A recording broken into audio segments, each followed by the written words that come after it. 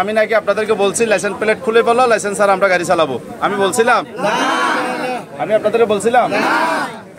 এর ভিতরে কে নাকি মাইকিং করছে, জরিপালি লাইসেন্স খুলে ফেলতে বলছে, লাইসেন্স ছাড়া গাড়ি চালানো যাবে। তাহলে আমি এটা একেবারে 100% বুকে হাত দিয়ে চ্যালেঞ্জ করছি যে আমি এটা বলি নাই, যদি প্রমাণ করতে পারে আমি শাস্তি মাথাবো। দিন শেষে যাই এটাও প্রমাণ হয়েছে যে আমি ওদের অভিযোগটা মিথ্যা।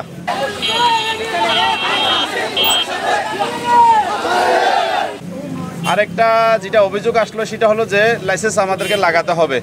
ভালো কথা, লাইসেন্স তো আমরা অবশ্যই লাগাবো, আমরা তো লাইসেন্স বিরোধী না। লাইসেন্স বিরোধী আমরা হলাম যে ভাড়া বিরোধী।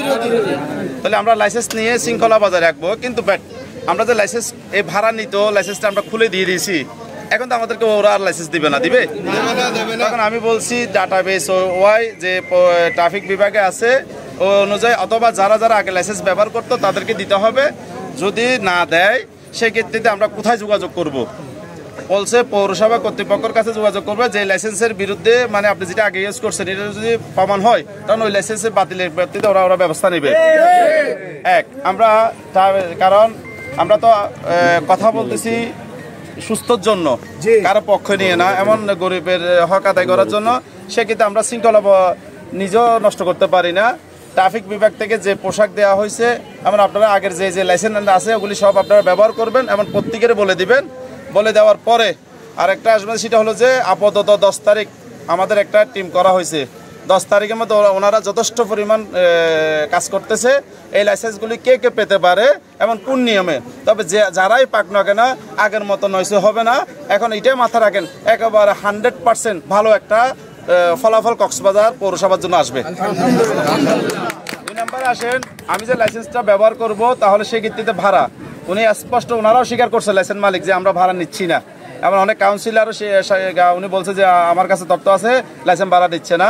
তবে আমি বলছি ঠিক আছে, যেহেতু ওনারা সত্য কথা বলে লাইসেন্স ভাড়া নিবে না, তাহলে আমাদেরকে কোনো লিখিত, ওনারা বলছে আমরা লিখিত দিব না, এমন আমরা নিজের পক্ষ থেকে লাইসেন্সে লাগাতে হবে, আমরা মাইকিং করবো, আপনারা বলে দিবেন। মাঝখানে আমি বলছি যে আমার লাইসেন্স লাগার পরে তো অনেকে তো ভাড়া খুঁজবে, তখন কি হবে? তখন সাথে সাথে প্রমাণ হলো আপনারা আমাদের সাথে যোগাযোগ, আমরা সহ যেয়ে ওইখানে অভিযোগ দেবে যে আমার থেকে লাইসেন্স ভাড়া খুঁজতেছে। আপাতত যদি আপনাকে লাইসেন্স না দেয়, আপনার গ্যারেজ মালিকে, এখানে গ্যারেজ মালিক যদি আপনি যে লাইসেন্সটা ইউজ করতেন এটা না দিলেও আপনি ওই অভিযোগটা নোট করে যে আমি আগে এই লাইসেন্সটা ব্যবহার করতাম, আমাকে এটা দিচ্ছে না, তাহলে আমরা কর্তৃপক্ষের কাছে যোগাযোগ করতে পারবো। যদি আপনার সাথে অন্যায় করা হয়, সেই অন্যায়ের জন্য আমরাও থাকবো, এমন পৌরসভাও থাকবে, এমন যারা মিটিংয়ে ছিল তারাও আপনাদের পাশে থাকবে। মানে অর্থাৎ এই আন্দোলনটা আমরা বুঝতে পারছে, আমরা যে বৈষম্যের যে আমরা যে নির্যাতিত একেবারে 100% প্রমাণ হয়েছে। তাহলে যেখানে প্রমাণ হয়ে যায় তাদের কিছু শৃঙ্খলার জন্য কাজ করতে গেলে আমাদের মেনে নিতে হবে না?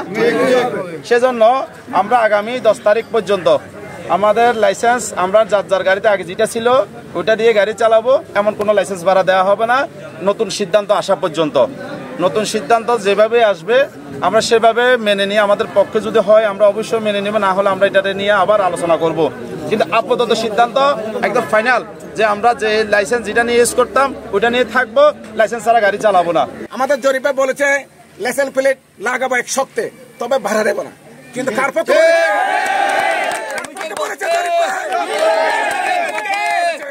বলেছে লাইসেন্স ভাড়া যদি দিতে না হয় আমাদের শ্রমিকরাই বলতে পারে প্লেট লাগাবে।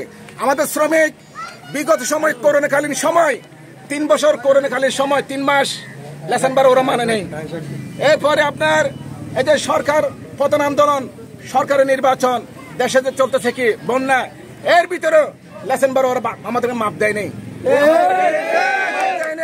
সেজন্য আমাদের শ্রমিকেরা ক্ষুব্ধ হয়ে নিরপেক্ষ সরকার যখন আসছে ওরা বুঝতে পেরেছে আমাদের এখানে একটা সংস্কার হবে, আমাদের ভিতরে একটা পরিবর্তন আসবে, সেজন্য তারা খুব হয়ে লাইসেন্স প্লেট খুলে ফেলেছে।